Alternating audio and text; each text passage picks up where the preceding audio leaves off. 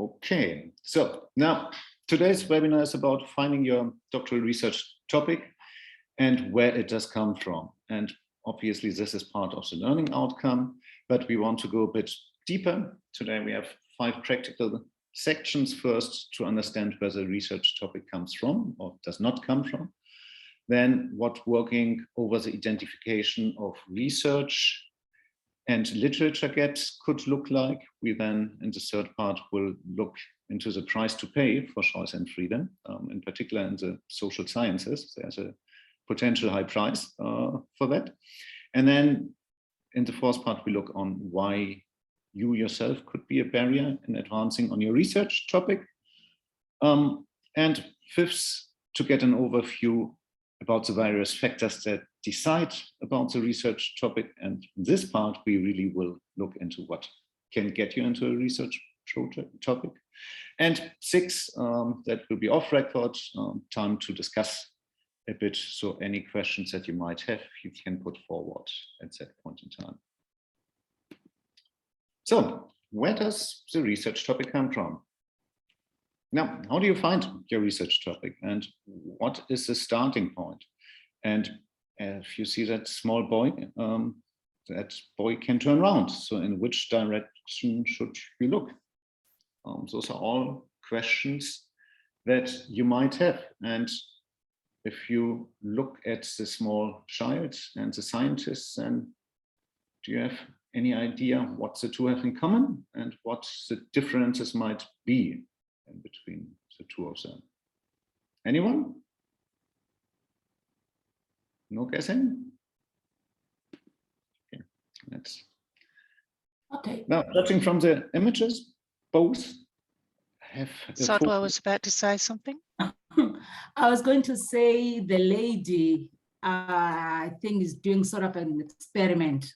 You know, the lady and the guy with that binocular, I don't know what is called, I mean, he's looking for something which is far, you know, to get it closer.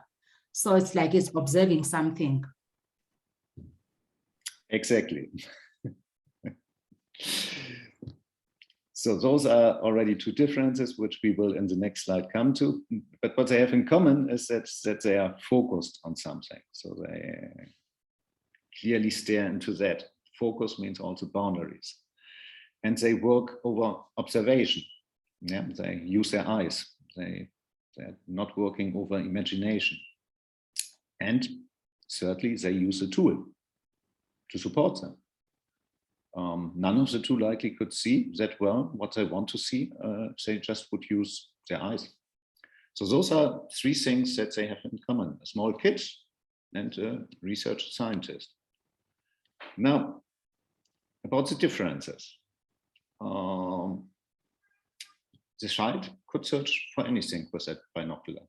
There are no limitations. Anything whether the binocular is pointed to, you can see something. So it could be any direction, left, right, up, down.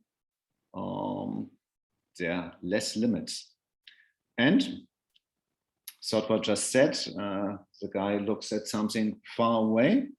Now, once I was a kid, we also played the game and turned around, which also gives an interesting view about the world, a slightly different one. So that's something that also could be done. Now, the scientist, on the other hand, there are only so many things that fit under a microscope, right? Try to get a blanket put below that. I think it won't fit. And next to the girl, there are 7 test tubes. So you're quite limited what you can choose from. 7, that's a small number.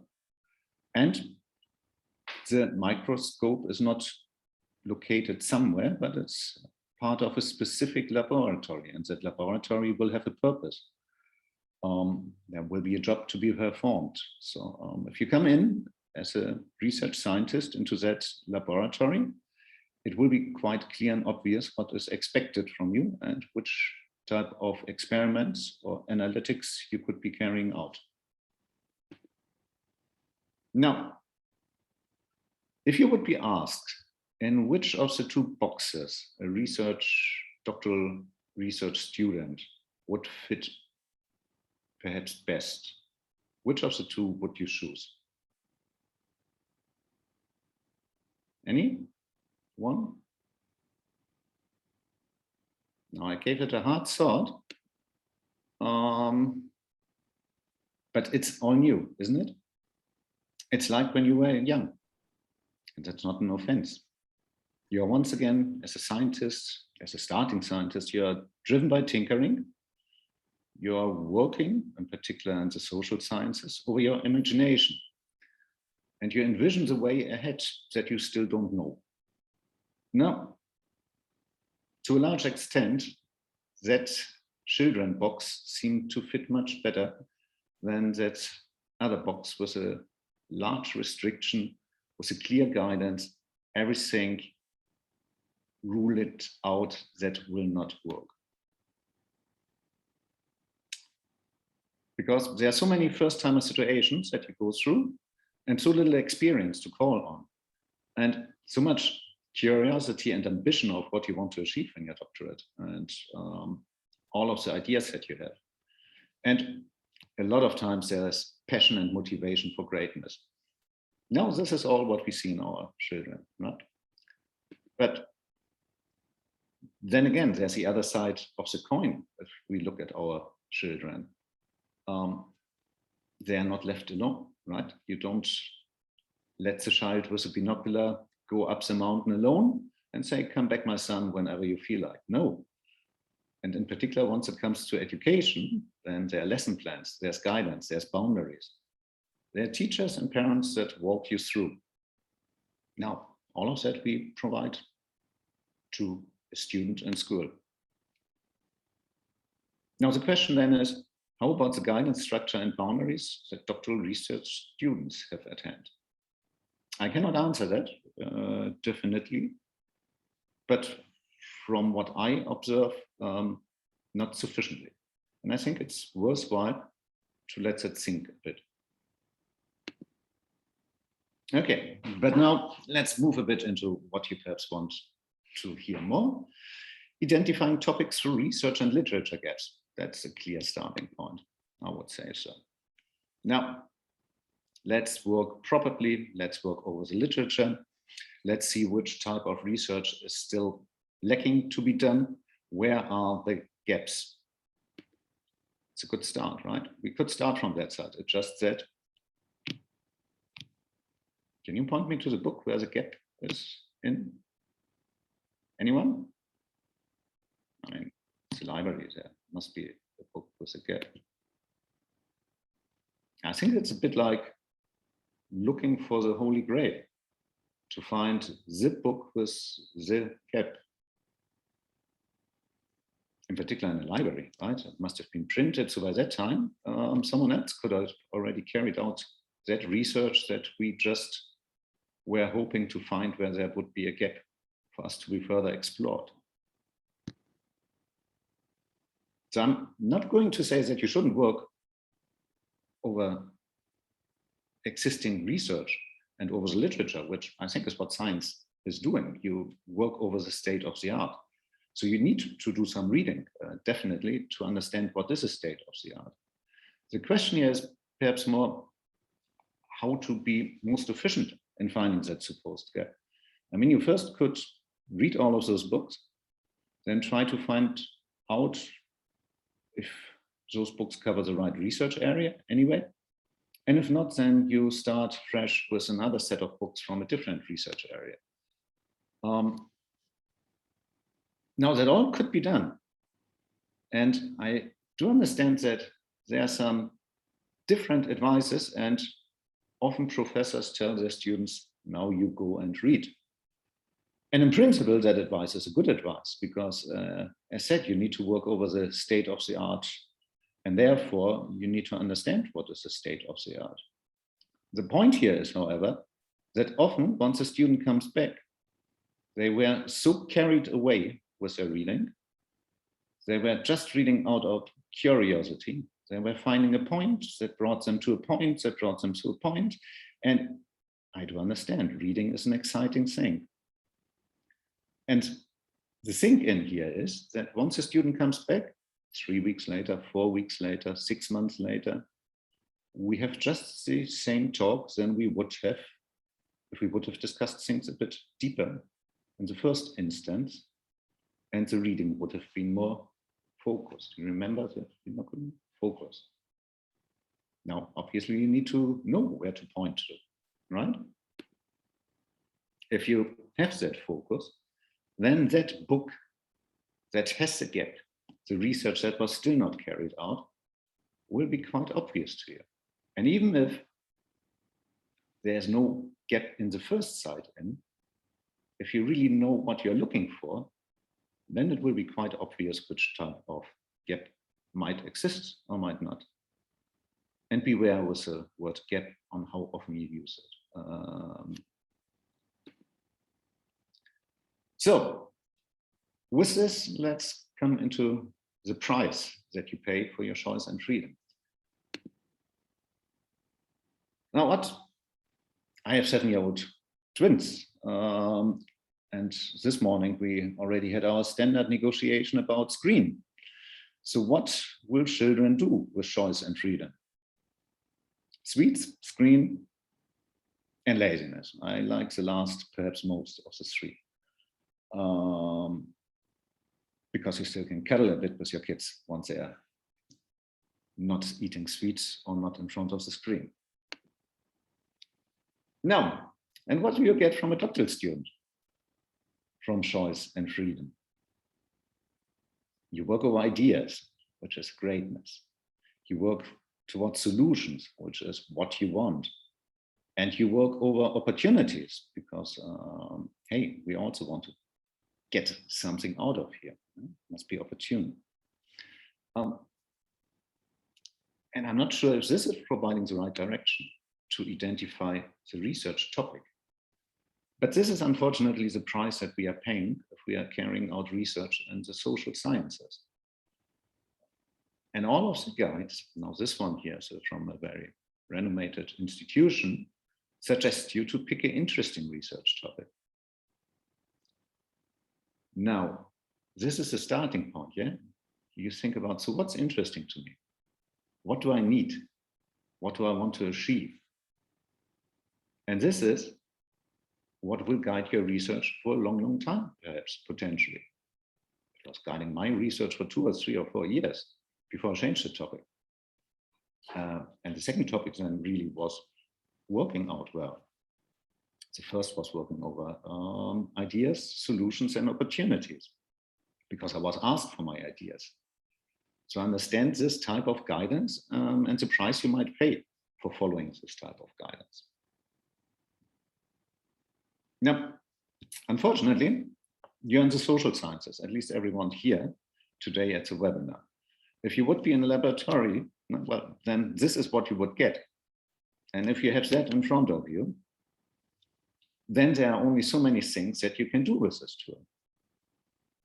But let me tell a secret. I also worked in the exact sciences supporting research students there. They still have roughly the same problems. They're just more limited because their boundaries are more firm with those tools. Still, how they could cook things up. There are a lot of recipes. Yeah, so ideas come in also there.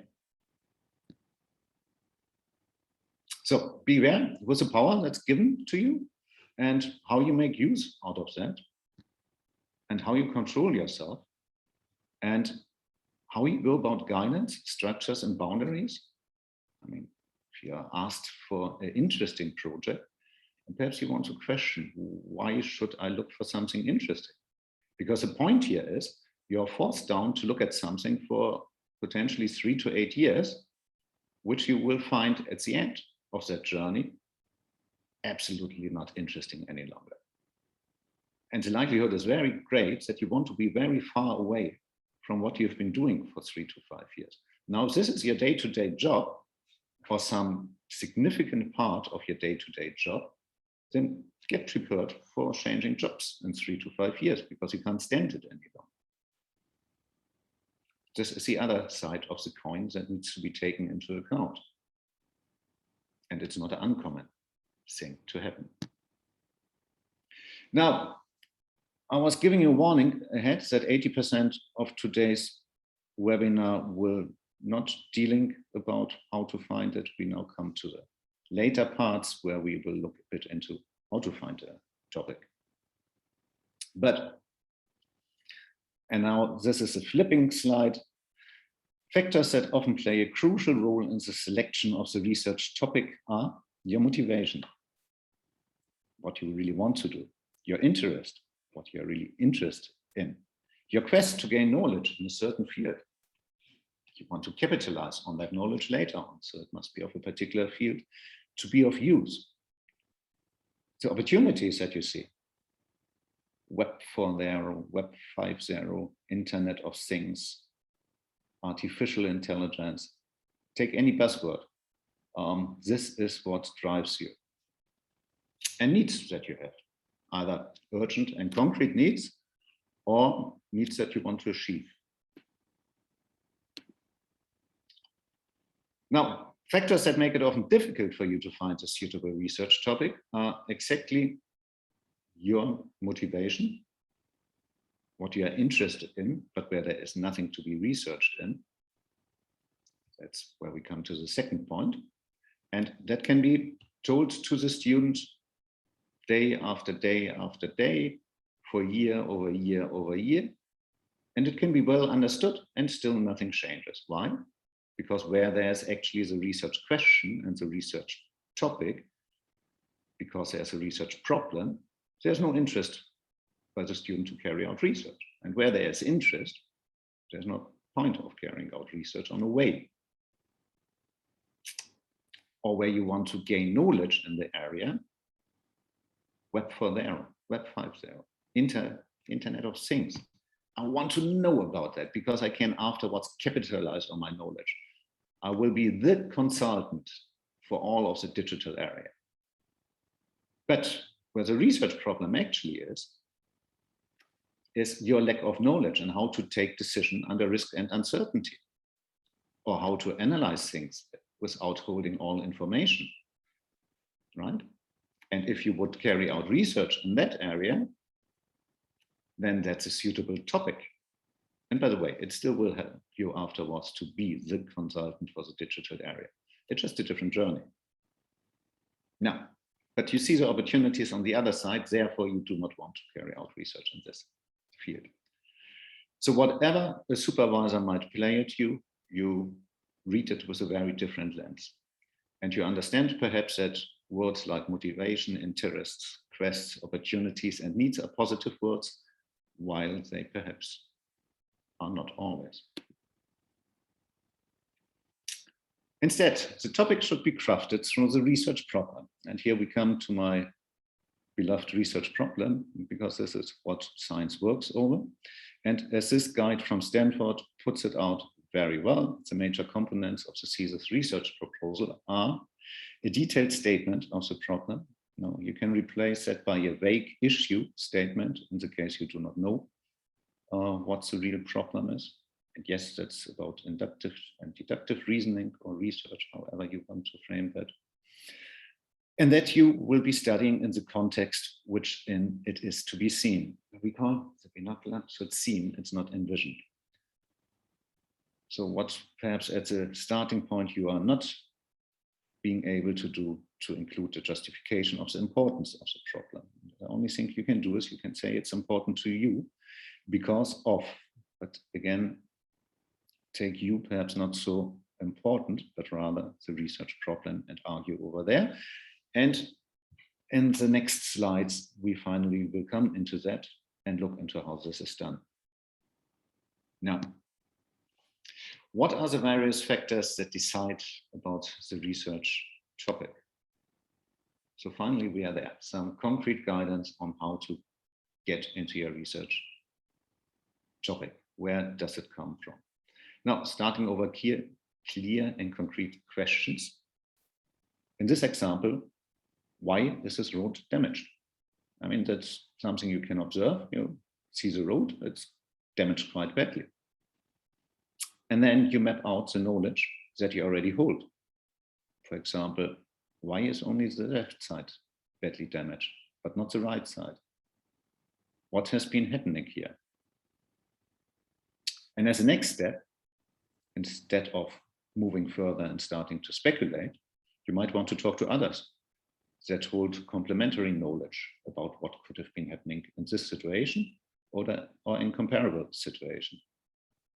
And afterwards, after you have already fairly well established boundaries, yeah, you see there's a street. The street is broke. Only the left side is badly broke. On the right side, there's laying a bit of dust. It's perhaps everyone only driving over the left side. So you start looking over the street. Is there something? Yeah, so you hold a lot of information already, comparatively to before. And with this, you look into the literature. And it's quite clear which type of literature you would look into first. So, and once you arrive at this point, the research topic should arrive actually quite naturally. And once it does so, you can frame it and tweak it so to fit your motivation, your interest, your ideas, the opportunities that you want to get out of there, and the needs that you have. It's not impossible to combine those as long as you do it deliberately and as long as you try and test. Try and test are dangerous words, I know, because they again encourage you to just go ahead and do great things. No, but you can write down what are the possible relations, which questions match to what can be observed. All of that can be structured, written down, and worked out in a very conservative and not so exciting way, but this is how you might want to work to get as quick as possible into your research topic. Now, some factors will be obvious given to you and your research, while others are not. And this slide is taken from a related webinar on formulating research question. And obviously, if you see something like that, then questions that are on the table is, why did the car crash? How did the car crash? What was the driver doing? What does the computer log file tells us? Have there been similar crashes in the past? And you can work over there, over the observation. Perhaps the next thing after the log file is you look into sensors and you see, has the airbag been inflated? So was the TV program switched on?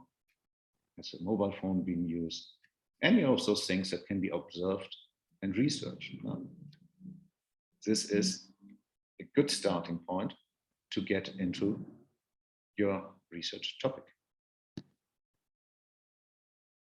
Now, and from there, you will clearly understand what can be analyzed. If the road is damaged, then it's damaged, and that's what is broken in here, and this is what you can be looking at. And factors that then could decide what the research would look like depend on what is known about the situation. Remember, research works over the state of the art. So if you know everything and everything is clear, no point in carrying out research in there.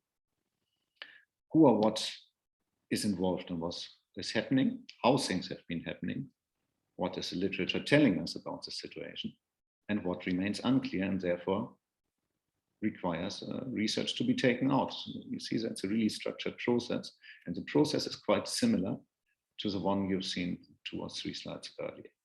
So there's a pattern in how to get into a research topic. And if you follow that way, that will be quite obvious. And there come great tables that tell you which type of framing you might need to use depending on the type of information that you're looking for or that you're still lacking. So again, there's not much of innovativeness required here because you can clearly test things out. And I, in particular, like it if students provide a topic that comes with a why, and then just leave out the question mark to make it not so obvious it's a question. But they don't do that to make it not so obvious to the supervisor, but because they fool their mind. If you ask them, isn't that a why? Shouldn't there be a question mark? Then they often don't really see that because it wasn't obvious to them. So the obvious should be obvious to you. And if you work over such guidance, then it will be quite obvious. And you will be forced down the way to frame things in a way that they do match. So teasing out the existing knowledge will allow you to start out with a clear set of observable factors. Now, if you look here to the right side, you see starting condition is a damaged pavement. Then you see, okay, what is happening in here? Traffic increased 15% annually. If I look at that street, I don't think that really will be a matter, but perhaps it is. Perhaps a secondary street has become a primary street just because the primary street is even worse in the condition because maintenance budget decreased 5% over the past decade. Yeah, if you're a German living in Germany, then that's a standard situation that you will see. And those changes then could quickly happen. Or the inner lane is covered by shadow most of the day, and this is leading to moisture, and this is eroding the street. Now, this is some observation that you also might get from that. Whatever it is, working over existing knowledge and observation will allow you to establish some initial boundaries and therefore will facilitate for you to establish your research topic, which in this case could be, for example, policy issues in rural road maintenance. So this is something that you can get to in a very structured way, and it's rather a bottom up, whereby the bottom would be the broken pavement, the damaged pavement, and the up would be what you as a scientist are interested in doing. And the middle would be all of the data that you collect in between, understanding there's a broken pavement and this is what you want to do in your research. And if you work over that way, then you not only will get your research topic, but you will also get your research question. And why is that the case? Because the topic title is actually derived from the research question, and the research question is derived from the problem. So there's a clear relation in between the three. So in a nutshell, own observation, what stakeholders tell you, and from literature and related studies, you will get quite quickly into your research topic. And this would be a structured way of work. If you want to train that a bit further, then we do provide some training on that. If you still don't know what the real problem is or how to develop research questions, and take a look in this course. If you already are further down the lane, then this course would provide you with some additional information on how to frame the topic, because the topic will not only be framed initially, but it will be reframed through your entire research duration. And this reframing also needs consistent working on and monitoring. And with this, we come to the end of the recorded part and will stop the recording and open the door for off-the-record